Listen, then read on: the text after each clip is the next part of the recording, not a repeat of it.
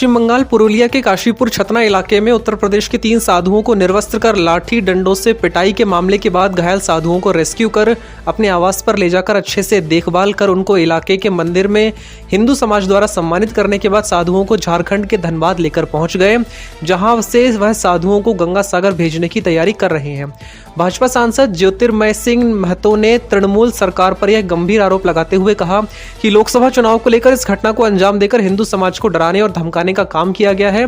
वह इसके लिए कि हिंदू समाज चुनाव के समय तृणमूल के विरुद्ध ना जाए। उन्होंने कहा इन साधुओं को उन्होंने रात को करीबन 10 बजे पुरुलिया के काशीपुर से रेस्क्यू किया है। वह अपने घर से 40 किलोमीटर दूर आकर साधुओं को रेस्क्यू कर अपने आवास ले गए। उन्होंने कहा जब वह साधुओं को रेस्क्यू किया गया तब साधुओं की स्थिति काफ़ी ख़राब थी। वह ना तो ठीक से चल पा रहे थे और ना ही खड़े हो पा रहे थे। ऐसे में जब पुलिस को पता चला कि उन्होंने साधुओं को रेस्क्यू कर लिया है, तब पुलिस ने कुछ लोगों को गिरफ्तार किया जो इस घटना में शामिल ही नहीं थे। जो दोषी हैं उनको छोड़ दिया गया, उनकी गिरफ्तारी नहीं हुई है। साथ में मामले में जो ब्लेवल धारा भी लगाई गई हैं जिससे वह बहुत ही आराम से छूट सकें। उन्होंने ममता सरकार पर साफ तौर से यह आरोप लगाते हुए कहा कि साधुओं की पिटाई बंगाल में रह रहे हिंदू समाज को यह संदेश देने का काम कर रही है। जो भी तृणमूल के खिलाफ जाएगा उसका यही हश्र होगा। उन्होंने पुलिस की कार्यशैली पर उंगली उठाते हुए कहा कि घटना के 24 घंटे बीत जाने के बाद भी पुलिस खामोश रही। जब उन्होंने साधुओं को रेस्क्यू किया तब पुलिस की अचानक से नींद खुल गई। उन्होंने गाड़ी के लिए रोका और कहा कि आप 2 मिनट रुकिए, हम आप पीछे से कोई व्यक्ति आ रहा है और आपको कुछ दान दक्षिणा देगा। ठीक है। इतने में ही वो अपनी मोबाइल को निकाल कर और अपनी भाषा में बात करने लगे। हम भाषा नहीं समझ पा रहे। इतने भी 4-6 लेडीज़ें खड़ी हो गई, 4-6-10 आदमी इकट्ठे हो गए, फिर 50 आदमी इकट्ठा हो गया। हम लोग धक्का मुक्की करने के बाद में फिर मारपीट शुरू कर दी। पूछा गया कुछ नहीं और ना हम हाथ भी जोड़ते रहे, लेकिन मारपीट करने के बाद में फिर गाड़ी को भी तोड़ कर दिया और पुलिस गई, हमको थाने ले आई। थाने में पुलिस का व्यवहार कैसा था आप लोग के प्रति? ठीक ही पुलिस का व्यवहार वहाँ ठीक था। जो लोग मारपीट कर रहे थे कुछ आरोप भी लगा रहे थे? आरोप यही लगा रहे थे कि आप लोग औरतों को पकड़ रहे थे। औरतों को पकड़ने के बाद में फिर हम और ज़्यादा भयभीत हो गए। तो जो लोग मारपीट कर रहे थे वो लोग किस समाज के लोग थे? कुछ समझ में आ रहा था? हम कुछ नहीं समझ पा रहे। नहीं समझ में आया। आप कहाँ जा रहे थे और कहाँ पे हुआ? गंगा सागर। कब हुआ? सर गंगा गंगा सागर घटना कब की है? 11 तारीख 11 तारीख की है। 11 तारीख। उसके बाद आज अब आप लोग गंगा सागर नहीं जाएंगे?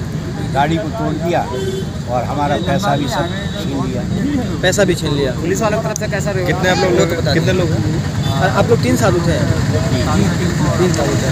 सर क्या नाम हुआ आपका? क्या नाम है आपका? शुभ नाम क्या हुआ? मुझे मधुर कहते हैं। मधुर। ठीक। बाकी दो साधु थे उनका नाम? सुनील गोस्वामी। सुनील गोस्वामी। आपका? कितने लोग आप लोग जा रहे थे गंगा सागर? हो गया। ठीक है। ठीक है सर।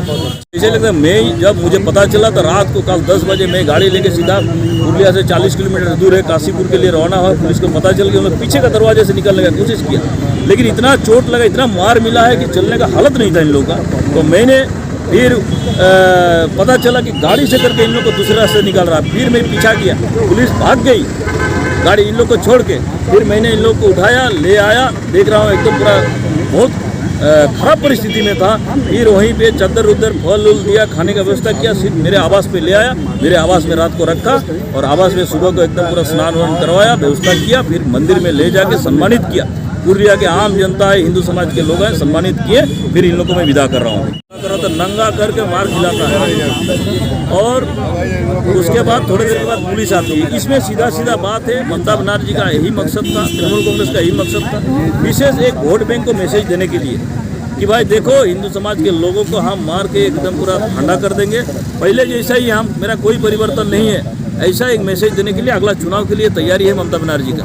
और इसके चलते आज देखे भी होंगे कि 24 घंटा तक कोई कार्रवाई नहीं था। मैं जब कल रेस्क्यू किया इन लोगों को, जब उठा के लेके आ रहा था, उस टाइम उसके बाद कुछ 2-4 जन बेगुनाह को अरेस्ट किया है और जो सही जो उसके लिए जिम्मेदार व्यक्ति हैं उन लोगों को कोई अरेस्ट नहीं हुआ है।